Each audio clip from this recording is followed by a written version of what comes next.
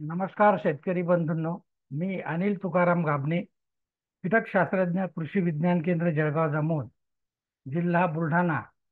आज आपल्या समोर येणाऱ्या हंगामामध्ये आपल्या कपाशीवर येणाऱ्या रस शोषक किडीचे व्यवस्थापन कशा पद्धतीनं करावं याविषयी आपण आज सखोल माहिती यामध्ये घेऊया.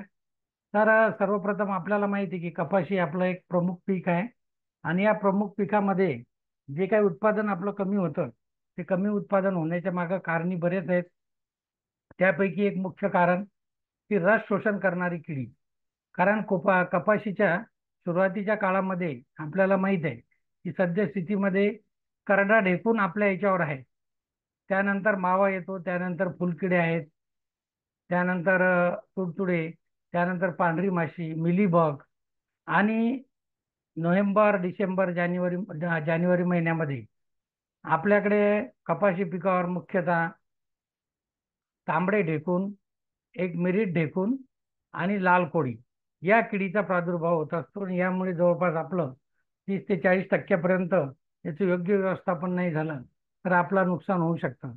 तर याचं व्यवस्थापन करण्यासाठी आपल्याला सर्वप्रथम या किडीच्या योग्य व्यवस्थापनासाठी आपल्याला किडीची ओळख असणं गरजेचं आहे. त्याचप्रमाणे किडीचा जीवनक्रम कशा प्रकारचा आहे आणि कोणती कमजोर अवस्था किडीची आहे की ज्या वेळेस आपल्याला आपल्या पिकाला मोठ्या प्रमाणात त्याचं नुकसान होतं. त्याचप्रमाणे बऱ्याच वेळा कीड आपल्याला ओळखता येत नाही, परंतु त्याचे नुकसानीच्या प्रकारावरून आपण कोणत्या प्रकारचे किडीनं आपल्या पिकाला नुकसान केलं हे ओळखू शकतो. त्यासाठी आपल्याला नुकसानीचा प्रकार सुद्धा माहीत असणं गरजेचं आहे. त्यानंतर आर्थिक नुकसानीची पातळी, ETL लेवल, म्हणजे माझ्या शेतामध्ये मी फवारणी केव्हा करायची हे जर आपण ठरवायचं असेल तर आर्थिक नुकसानीची पातळी प्रत्येक किडीची दिलेली आहे. त्यानुसारच आपण एकात्मिक पद्धतीच्या किंवा कीटकनाशकाचा वापर करणं गरजेचं आहे. त्यानंतर आर्थिक नुकसानीच्या पातळीनुसार एकात्मिक कीड व्यवस्थापन पद्धतीचा अवलंब करण्याची गरज आहे. तर सर्वप्रथम आपण पाहूया यामध्ये करडे ढेकूणचा जर विचार केला तर याचा कालावधी जवळपास 1 महिन्याचा असतो. आणि यामध्ये जर पाहिलं तुम्ही तर सद्यस्थितीमध्ये आपल्या शेतामध्ये दिसतो आपल्याला. हा काय करतो, पानाच्या ज्या कडा आहेत आपल्या कपाशीचे जे पान असतील याला आकाराचा कट देतो आणि आपल्या पिकाचं बऱ्याच प्रमाणात नुकसान करतो. आणि ज्यावेळेस हा जर पाते आणि फुले या अवस्थेत जर मोठ्या प्रमाणात आला तर ह्याच्यामध्ये काय होतं की हा सोंडा जो आहे आपल्या फुलांना व पात्यांना याला पंक्चर करतो आणि यामधला रस शोषण करतो आणि त्यामुळे आपलं जास्त प्रमाणात नुकसान होतं. त्यानंतरची कीड येणारी आहे मावा. तर मावा कीड जी आहे ही जर सर्वसाधारणतः पाहिला आपण तर मावा असेल, तुडतुडे असतील, फुलकिडे असतील, ह्या ज्या किडी आहेत तर ह्या किडी पानाच्या मागच्या साईडला असतात. तर पानाच्या मागच्या साईडला ज्या बसतात आणि रस शोषण करतात त्यामुळे आपल्या झाडाची वाढ खुंटणे, पाने वेडेवाकडे होणे आणि त्यामुळे फुलपात्याचं प्रमाण गळण्याचं सुरू होतं आपलं. हे जर पाहिलं तुम्ही, याचा जर प्रादुर्भाव ओळखायचा असेल आपल्याला तर जेव्हा हे पानाच्या खालच्या साईडला बसतात आणि रस शोषण करतात याच्यामधून विशिष्ट प्रकारची त्यांची विष्ठा बाहेर येते आणि ती खालच्या पानावर पडते. आणि खालच्या पानावर पडल्यानंतर काय होतं, एक पातळसा द्रव त्या पानावर येतो आणि प्रकाश संश्लेषण होत नाही आणि त्यामुळे झाडाची वाढ होत नाही. बऱ्याच वेळा आपण म्हणतो याला चिकटावा आला. बऱ्याच वेळा आपल्याला जर वाटलं की कमी पाऊस आहे, 15 ते 20 दिवस उष्ण आणि दमट वातावरण आहे आणि पाऊसच नाही तर 15 खरपाड आहे समजा थोडक्यात, तर यावेळेस ही कीड मोठ्या प्रमाणात आपल्याला हिचा प्रादुर्भाव दिसतो. हिचा प्रादुर्भाव साधारणतः आपल्याला जुलै ते ऑगस्ट महिन्यामध्ये आपल्याला दिसतो. त्यानंतर येणारी कीड जी आहे ती आहे तुडतुडे. आता तुम्हाला माहिती आहे सध्याच्या परिस्थितीचा जर विचार केला तर रोज आपला पाऊस सुरू आहे, रिमझिम पाऊस, ढगाळवर वातावरण. तर यामध्ये काय होतं की हे तुडतुडे जे आहेत मागच्या पानाच्या साईडला बसतात आणि रस शोषण करतात आणि पानाच्या कडा ज्या आहेत ह्या काय करतात, उलटा द्रोण तयार होतो. म्हणजे पानाच्या कडा याच्या ज्या आहेत ह्या जमिनीकडे जातात आणि बऱ्याच वेळा तुम्हाला याच्यावर पिवळसर रंगाचे पट्टे दिसतात पडलेले. तर त्याचा प्रादुर्भाव म्हणजे काय, आपल्याला तुडतुड्याचा प्रादुर्भाव म्हणून ओळखायचा. आणि शेवटी जर याचा 4थ्या ग्रेडमध्ये जर गेला तर याच्यामध्ये आपल्याला पाण्याच्या कडा तुम्हाला जळाल्यासारख्या दिसतात, त्याला आपण हापर बॉर्न म्हणतो. आणि बऱ्याच वेळा आपण म्हणतो लाल्या आला. तर हा लाले नसून हा काय होतो, तुडतुड्याच्या प्रादुर्भावामुळे आपल्या कपाशीचे पानं जे आहेत ही लालसर होतात किंवा कपाशी बऱ्याच वेळा आपल्याला भडकल्यासारखी दिसते. तर ही जी किडी आहे, ही किडी वाढवण्यासाठी किंवा वाढ होण्यासाठी याचं जर पाहिलं तुम्ही तर पोषक वातावरण जे आहे, त्या पोषक वातावरणामध्ये रिमझिम पाऊस किंवा रोज हलकासा पाऊस येतो, उष्ण आणि दमट वातावरण आणि कमी सूर्यप्रकाश हा जर असला तर या किडीच्या वाढीसाठी किंवा प्रजननासाठी हा योग्य कालावधी असतो आणि त्यामुळे या किडीची संख्या झपाट्यानं वाढते. त्यासाठी ही जर कीड पाहते असं आपण, तर या सध्या महिन्यात जुलै आणि सप्टेंबरमध्ये ही कीड आपल्याला मोठ्या प्रमाणात आपल्या कपाशीच्या पिकामध्ये सक्रिय दिसते.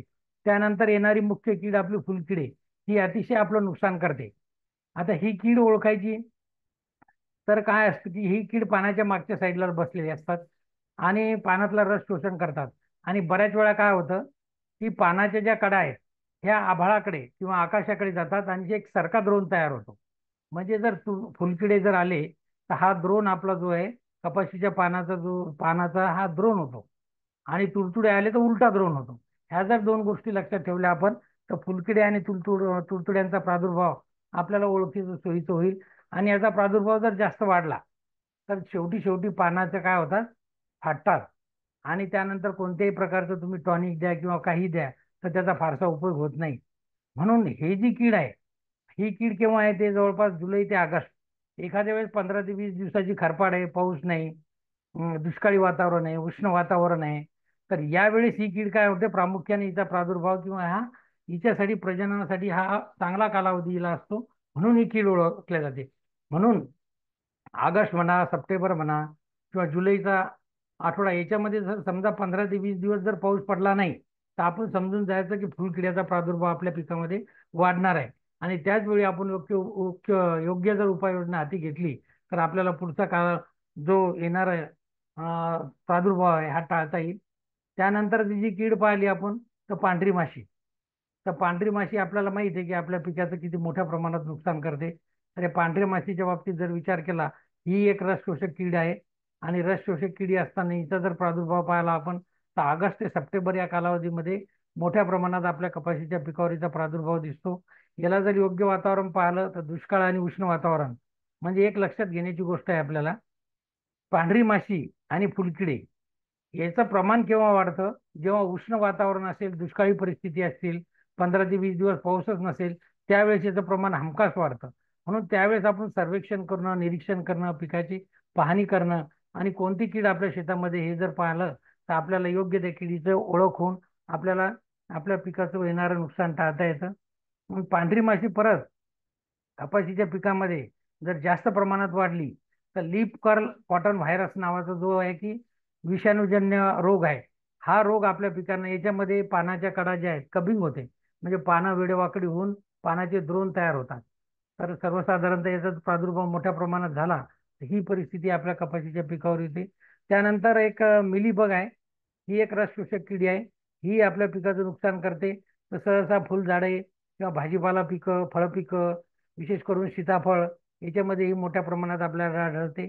2008-9 मध्ये कपाशी पिकामध्ये हिचा मोठ्या प्रमाणात प्रादुर्भाव झालेला आपल्याला आढळलेला आहे. याचं जर ओळखायची असेल तर ही एक तुम्हाला दिसते की पांढरं मऊदार याच्या अंगावर आवरण असतं आणि हे काय करते, रस शोषण केल्यामुळे पिकाची वाढ होत नाही. आणि शेवटी शेवटी जर पाहिलं कपाशी पिकामध्ये प्रादुर्भाव असताना सर्व आपली कपाशी शेवटी जर लहान रोपटा असेल, हिचा प्रादुर्भावाचं योग्य जर नियंत्रण झालं नाही तर जवळपास आपलं झाड सुद्धा सुकण्यास सुरुवात होते. त्यानंतरचं जे कीड आहे हे लाल ढेकूण आहे. तर जेव्हा आपला कालावधी जेव्हा पाहायला तुम्ही तर जानेवारी असेल, डिसेंबर असेल, नोव्हेंबर आणि जानेवारी या महिन्यामध्ये हे ढेकून आपल्याला याचा प्रादुर्भाव आपल्याला जास्त वाढतो. तर बऱ्याच वेळा काय होतं की अपरिपक्व बोंडे उमलणे, बऱ्याच वेळा तुम्हाला बोंड पूर्ण पक्व झालेले नाही पण ते उमलतं. तिच्या कशाच्या प्रादुर्भावामुळे होते, लाल ढेकूण. तर लाल ढेकूण मग कापसाची प्रत सुद्धा खालावते, त्यामुळं कापसातील तेलाचे प्रमाण आणि उगवणशक्ती सुद्धा कमी होते आणि शेवटी बोंड सडला सुद्धा हा एक कीड आपला कारणीभूत आहे, लाल ढेकूण. त्यानंतर मिरीट ढेकूण, बऱ्याच वेळा आपल्याला सप्टेंबर किंवा ऑगस्टच्या शेवटी शेवटी बऱ्याच वेळा असं वाटतं की बा आपलं पातेगळ फुलगळ मोठ्या प्रमाणात होते. तर त्यावेळी कदाचित मिरीड बगचा सुद्धा तिच्यामध्ये प्रादुर्भाव असू शकतो. एखाद्या वेळेस अचानक वातावरणातला बदल होतो त्यामुळेही आपली पातेगळ बोंडगळ ही होत असते. परंतु मिरड ढेकूण जो आहे हाही सुद्धा याला एक कारणीभूत आहे. कारण याची पिल्लावस्था आणि प्रौढावस्था जी आहे, जी फुलं आणि अपरिपक्व बोंडे यातील रस शोषण करतात. आणि रस शोषण केल्यामुळं काय होतात, ते जी फुलं असतील किंवा अपरिपक्व बोंड असतील हे काय करतात, जमिनीवर गळून पडतात. आणि त्यामुळं आपल्याला याचं मोठं नुकसान होतं. आणि बऱ्याच वेळा काय करतात, हे मिरीड ढेकूण जो आहे, तर हा काय करतो, झाडामध्ये विषारी द्रव्य सोडतो. आणि त्यामुळं काय होतं की पात्या आणि बोंडे आपलं गळण्याचं प्रमाण मोठ्या प्रमाणात होतं. कधी कधी आपल्याला मोठ्या बोंडावर सुद्धा काळे डाग सुद्धा याचे दिसून येतात. तर याचं जर पाहिलं आपण, जर कालावधी जर बघितला याचा, तर डिसेंबर जानेवारी म्हणजे शेवटच्या अवस्थेमध्ये आपल्याला मिरूट ढेकून, लाल ढेकून आणि तांबडे ढेकून हे सर्व ढेकून जे आहेत मागच्या कालावधीमध्ये कपाशीचे आपल्याला आढळतात. तर याच्यामध्ये डिसेंबर ते जानेवारीमध्ये कालावधीमध्ये आहे. जमिनीमध्ये जर कमी आर्द्रता किंवा ओलावा असला तर याचा प्रादुर्भाव वाढतो. आता याच्यामध्ये उपाययोजना जर करायची असेल तर योग्य अंतरावर पेरणी करण्याची गरज आहे. त्यानंतर सापळा पिकाची लागवड म्हणजे लुसर्न गवताची लागवड करणं गरजेचं आहे. त्यानंतर प्रोपेनोफॉस 50 cc 20 मिली हे जर आपण याची फवारणी घेतली 10 लिटर पाण्यामध्ये घेऊन, तर आपल्याला निश्चितच याचा फायदा होऊ शकतो. त्यानंतर सर्वात शेवटी येणारी जी कीड आहे आपल्या शेतामध्ये, ती डिसेंबर ते जानेवारी कालावधीमध्ये येते, लाल कोळी. त्याला रेड स्पायडर माईट म्हणतो आपण. तर लाल कोळी जर आली, ही पानाच्या मागच्या साईडनं आपलं रस शोषण करते. आणि पानाच्या मागच्या साईडला रस शोषण केल्यानंतर आपल्याला ही कीड जी आहे, तर हिच्यावर पानावर जे आहे ते आपल्याला पिवळसर ठिपके दिसतात. म्हणजे एखाद्या वेळेस पानावर दही शिंपडल्यासारखं वाटते आपल्याला. आणि हे काय करतात, पिल्लावस्था आणि याची प्रौढ जी आहे ते पानातील रस शोषण करतात. पानाच्या कडा सुद्धा लालसर होतात. आणि कधी कधी पानाची वरची जर छटा आपण पाहिली, ही लालसर माहीत पडते आपण सकाळच्या वेळी जर शेतात गेलो तर. आणि शेवटी पानं कडक पडतात आणि गळून पडतात. तर याच्या नियंत्रणासाठी, लाल कोळीच्या नियंत्रणासाठी आपल्याला ओमाईट नावाचं जे औषध मार्केटमध्ये आहे, 10 मिली किंवा डायकोफॉल 25 मिली किंवा पाण्यात मिसळणारे गंधक 50 ग्रॅम हे 10 लिटर पाण्यामध्ये घेऊन याची फवारणी करणं गरजेचं आहे. आता या किडी जर पाहिल्या आपण आतापर्यंत, तर या सर्व किडीचं एकात्मिक पद्धतीनं आपल्याला व्यवस्थापन करणं गरजेचं आहे. त्यासाठी जर सर्वात महत्त्वाचं असेल कोणतं, तर किडीचं सर्वेक्षण. जेव्हा केव्हा आपण शेतात जाऊ तेव्हा किडीचं सर्वेक्षण करणं गरजेचं आहे. मावा असेल, तुडतुडे असतील, फुलकिडे असतील, पांढरी माशी आहे. कपाशीचं झाड जर पाहिलं तर 10 ते 15 झाडं किंवा 25 झाडं प्रति एकरी जर आपण निरीक्षणाखाली ठेवले, तर तिच्या तिन्ही पाना मिळून त्याच्या पानाच्या मागच्या साईडला, कवळ्या पानावर ही सहसा असतात, त्या कवळ्या पानाच्या मागच्या साईडला जर पाहायची आणि सर्वेक्षण करायचं. आणि सर्वेक्षण केल्यानंतर आपण उपाययोजना केली, तर सर्वेक्षण करताना आपल्याला याची आर्थिक नुकसानीची पातळी असणं माहीत गरजेचं आहे. जर सर्वसाधारणतः विद्यापीठानं ठरवून दिलेलं आहे आपल्याला की आपण शेतामध्ये फवारणी केव्हा घ्यायची, तर त्या दृष्टीनं मावाच्या बाबतीत जर पाहिलं आपण, 10 ते 20% जर प्रादुर्भावग्रस्त झाडं आपल्याला आपल्या शेतामध्ये आढळली, तर आपण समजायचं की आता फवारणीची वेळ आलेली आहे. त्यानंतर तुडतुडीच्या बाबतीमध्ये 2 ते 3 तुडतुडे किंवा पिल्ले प्रतिपान जर आपल्याला आढळली, तर आपण समजायचं की फवारणीची वेळ आलेली आहे. तर त्या दृष्टीने आपल्याला फवारणी घेणं गरजेचं आहे. त्यानंतर जर पाहिलं तुम्ही, तर याच्यामध्ये सर्वात महत्त्वाचं आहे की फुलकिडे. फुलकिडे जर पाहिलं आपण, तर फुलकिडे प्रतिपान आपल्याला जर 10 दिसले, तर आपण समजायचं की फवारणीची वेळ आलेली आहे. त्यानंतर पांढरी माशीच्या बाबतीत जर विचार केला, तर 8 ते 10 प्रौढ माश्या किंवा 20 पिल्ले, पांढऱ्या माशीचे पिल्ले प्रतिपान जर आपल्याला दिसले, तर आपण समजायचं फवारणीची वेळ आलेली आहे. त्यानंतर मिलीबगच्या बाबतीमध्ये 5 ते 10% प्रादुर्भावग्रस्त झाडे आणि लाल कोळीच्या बाबतीमध्ये 15 लाल कोळी याची जर आपल्याला पिल्ले किंवा कोळी जर प्रतिपान दिसलं, तर आपण समजायचं की फवारणीची वेळ आलेली आहे. अशी आर्थिक नुकसानीची पातळी ओळखून आणि सर्वेक्षण करून आपण पीक व्यवस्थापनाच्या उपाययोजना करणे गरजेचं आहे.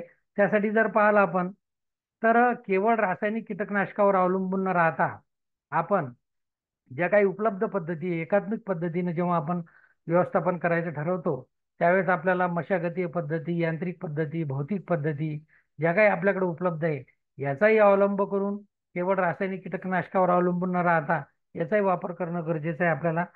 तर त्याच्यामध्ये सर्वात महत्त्वाचं आहे की हंगाम संपल्यानंतर, जेव्हा कपाशीचा आपला हंगाम संपतो, त्यावेळेस संपल्यानंतर आपल्या शेतामध्ये आपण गुरेढोरे चराव्यास सोडणे गरजेचं आहे. त्यामुळं काय होईल, आपल्या शेतामधील जो काही किडग्रस्त भाग असतील, बोंड असतील, काही पालापाचोळा असेल, तर तो जनावरं खाऊन आपल्याला त्या सर्व प्रकारच्या किडीचे अंडी आणि कोष आपले नष्ट होतात आणि त्यामुळे येणाऱ्या काळामध्ये आपल्याला त्याचा परिणाम म्हणून प्रादुर्भाव कमी आढळतो. त्यानंतर कपाशीची योग्य वेळेस काढणी. गुलाबी बोंडअळीसाठी आपल्याला माहित आहे की डिसेंबर की जानेवारीचा पहिल्या आठवड्यामध्ये आपण कपाशीचं पीक खाली करणं गरजेचं आहे. मग हे जर केलं नाही तर त्याचा प्रादुर्भाव आपल्याला दुसऱ्या वर्षी आपल्याला त्याचा प्रादुर्भाव जाणवतो. म्हणून कपाशी जरी आपली संपली असेल, शेवटची वेचणी झाली असेल, तर ती त्याच वेळेस काढून मोकळं करायचं आहे. त्यानंतर पिकाचे अवशेष नष्ट करणे आणि स्वच्छता मोहीम राबवणे.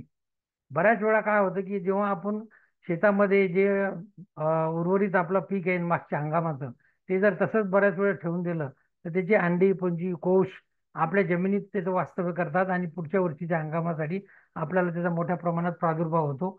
त्यामुळे पिकाची फेरपालट सुद्धा याच्यामध्ये तेवढंच महत्वाचं आहे आणि पिकाचे अवशेष नष्ट करणं गरजेचं आहे. त्यानंतर खोल नांगरटी. 3 वर्षातून एकदा तरी खोल नांगरणी करणं अपेक्षित आहे.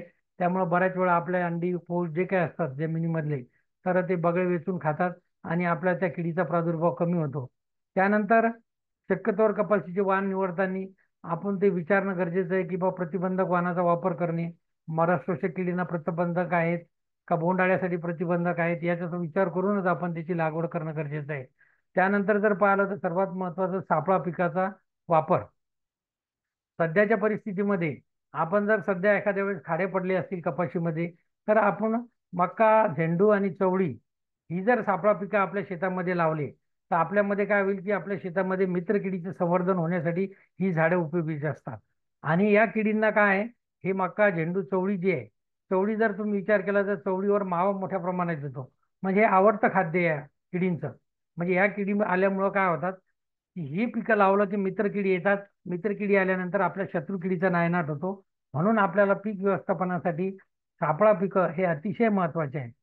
त्यानंतर एक सर्वात महत्वाचं आहे की बऱ्याच वेळा काही शेतकरी मंडळी कपाशीमध्ये भेंडीची तासं लावतात, भेंडीचं झाड लावतात, परंतु शक्यतो हे टाळावं. कारण भेंडी आणि कपाशी एकाच कुळातील आहेत. त्यामुळं काय होतं, भेंडीचं जर लागवड केली आपण तर यामध्ये सर्वात जास्त मावा, तुडतुडे, पांढरी माशी याचा प्रादुर्भाव जास्त प्रमाणात होतो भेंडीवर. आणि त्यामुळं काय होतं की आपल्या शेतामध्ये शत्रुकिडीची संख्या वाढते. म्हणून शक्यतोवर आपल्या कपाशी पिकामध्ये भेंडीची लागवड टाळणे गरजेचं आहे. त्यानंतर सर्वात महत्त्वाचा आंतरपीक पद्धतीचा अवलंब. जर कोरडवाहू कपाशी असेल आपली तर तिच्यामध्ये आपण मूग असेल, उडीद असेल, याचं चवळीचं तास किंवा एखादं मुंगा उडदाचा तास टाकला आपण, तर आपल्याला मित्रकिडीचं सुद्धा संवर्धन होतं आणि आपली जी शत्रुकिडी आहे यांना एक पर्यायी खाद्य आपण उपलब्ध करून देऊ शकतो, मावा आणि तुडतुडे. म्हणून आपल्या मुख्य पिकाचं रक्षण होतं आणि त्यासाठी आंतरपीक पद्धती ही सुद्धा आपल्याला याच्यासाठी फायदेशीर ठरू शकते. त्यानंतर जर पाहिलं आपण तर पिवळे आणि निळे चिकट सापळे लावणे हे पांढरी माशीच्या व्यवस्थापनासाठी आपल्याला अतिशय चांगलं गरजेचं आहे. कपाशी पिकामध्ये ऑगस्ट महिन्यामध्ये कमीत कमी आपल्याला एकरी 10 ते 15 चिकट सापळे. आता मार्केटमध्ये काही लाईट ट्रॅप सुद्धा मिळत आहेत. असे लाईट ट्रॅप सुद्धा लावले आपण तर याच्या मोठ्या प्रमाणात आपल्या पांढरी माशी, काही निळे चिकट सापळे मिळतात.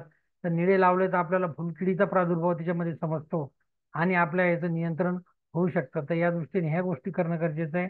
त्यानंतर सर्वात महत्त्वाचं की निंबोळीचा अर्क. डॉक्टर पंजाबराव देशमुख कृषी विद्यापीठाने शिफारस केलेला आहे की 5% निंबोळीचा अर्क वापरून सर्वच प्रकारच्या रस शोषक किडी असतील आणि बोंडअळ्या असतील याचा आपण चांगल्या पद्धतीने व्यवस्थापन करू शकतो. पहिल्या प्राथमिक अवस्थेमध्ये 5% निंबोळीचा अवश्य वापर करावा. त्यामुळे आपल्या शत्रुकिडीलाही नियंत्रण होते आणि मित्रकिडीचं सुद्धा संवर्धन होते. त्यानंतर निसर्गामध्ये काही मित्र कीटक आहेत. कपाशी म्हणा, सोयाबीन पीक असेल तर यामध्ये रायसोपा नावाचा एक मित्र किडा आहे आपला. तर हे मावा तुडतुड्याचे दिवसाकाठी 40 ते 50 पिल्लं खातो. त्यानंतर लेडी बर्ड बिटल, कोक्सिनेट बिटल ज्याला म्हणतो आपण, तर याची जी अळी असेल तर ही अळी जी आहे तर ही जवळपास दिवसाकाठीचे 40 ते 50 मावा असतील, तुडतुडे असतील, याचे पिल्ले मोठ्या प्रमाणात भक्षण करतो. म्हणून याचं संवर्धन करणे आणि ही कीड आपल्या शेतामध्ये वाढवणं सुद्धा गरजेचं आहे. त्यानंतर बाकीचे मित्रकिडे आपल्याकडे आहे. सिरफिड फ्लाय आहे, काही कातीन आहेत, याचाही आपण योग्य याचा वापर करणं गरजेचं आहे. त्यानंतर एक पायरेट ढेकून आहे. बऱ्याच वेळा तुमचे तुडतुडे असतील, मावा असतील, याच्यामध्ये काय करतो, हे आपली सोंड खुपसून आपल्या तिच्यामधला रस शोषण करतो, म्हणजे त्याला मारतो. तर त्या पद्धतीने आपल्या याचं नियंत्रण मिळते. आणि सर्वात शेवटी आपल्याकडे उपाय जो आहे, आर्थिक नुकसानीची पातळी असं वाटलं आपल्याला की जास्तच प्रमाणात घातलेलं आहे, तर त्या दृष्टीनं आपण जी काही लेबल क्लेममध्ये विद्यापीठाने शिफारस केलेली जी कीटकनाशकं आहे याचा वापर करायचा. ही जी कीटकनाशकं आहे मावा, तुडतुडे आणि फुलकिडे यांच्यासाठी जर पाहिलं आपण, तर फ्लोकॅनामिड 50 WDG 2 ग्रॅम 10 लिटर पाण्यामध्ये घ्यायचं. मार्केटमध्ये याचं नाव उलाला म्हणून आहे. बाकीचे कंपनीचे बाकीचे प्रोडक्ट मिळतात. त्यानंतर तुडतुड्याचा प्रादुर्भाव जर जास्त असेल आपल्याला, तर बिप्रोफेंजिन 20 मिली 10 लिटर पाण्यामध्ये घ्यायचं आहे. मॉनिटर किंवा आयटम नावानं मार्केटमध्ये याची उपलब्ध आहे. त्यानंतर जर असं वाटलं आपल्याला की डायफेन्थरॉन सुद्धा याच्यासाठी आहे, 50 WP 12 ग्रॅम 10 लिटर पाण्यामध्ये. मार्केटचं नाव याच्यामध्ये पेगासस आहे आणि पेजर नावानं सुद्धा उपलब्ध आहे. त्यानंतर फिप्रोनिल, जर फुलकिड्यांचा प्रादुर्भाव आपल्याला जास्त वाटला तर फिप्रोनिल हे जो घटक आहे हा अतिशय तिच्यावर प्रभावी आहे. जर तो मार्केटमध्ये पाहिला तुम्ही तर रिजंट नावानं आपल्याकडे उपलब्ध आहे. त्यानंतर 30 मिली 10 लिटर पाण्यामध्ये घ्यायचं. त्यानंतर इमिडा क्लोरोपिड मार्केटमध्ये टाटा मिडा किंवा कॉन्फिडर नावानं उपलब्ध आहे. जवळपास 2.5 मिली 10 लिटर पाण्यामध्ये घेऊन याची फवारणी करायची. ही जी कीटकनाशकं सांगितलेली आहे याच्यापैकी एका कीटकनाशकाची 10 लिटर पाण्यामध्ये घेऊन फवारणी करायची आणि एकच एक कीटकनाशक वारंवार वापरू नये. आलटून पलटून कीटकनाशक आहे हे वापरणं गरजेचं आहे. त्यानंतर जर पाहिलं आपण पांढरी माशीसाठी जे आहे, पांढरी माशीसाठी जी काही शिफारस केलेली कीटकनाशक आहे त्यामध्ये लिंबोळी अर्क 5% किंवा फ्लोकेनामिड 50 WDG 2 ग्रॅम, म्हणजे मार्केटला उलाला नावानं आहे. त्यानंतर बिप्रोफेंजिन सुद्धा याला चालतं. त्यानंतर डायफेन्थ्रॉन पेगासस नावानं मार्केटला आहे, 12 ग्रॅम 10 लिटर पाण्यामध्ये. किंवा फिप्रोनिल किंवा एक पायरीप्रोक्झॉन 10 10 मिली 10 लिटर पाण्यामध्ये घेऊन याची फवारणी करायची आहे. पांढऱ्या माशीसाठी शक्यतो इकडे पिवळे चिकट सापळ्यांचा वापर करा. आणि त्यानंतर ही जी काही रासायनिक कीटकनाशकं सापलेली आहे सांगितलेली आहे ती यांचा योग्य वापर करून आपला रस शोषक किडीचा याच्यामध्ये वापर करावा. तर अशा पद्धतीनं शेतकरी बंधूंनो आपल्या पिकावर येणाऱ्या रस शोषक किडीचे व्यवस्थापन करावे. धन्यवाद.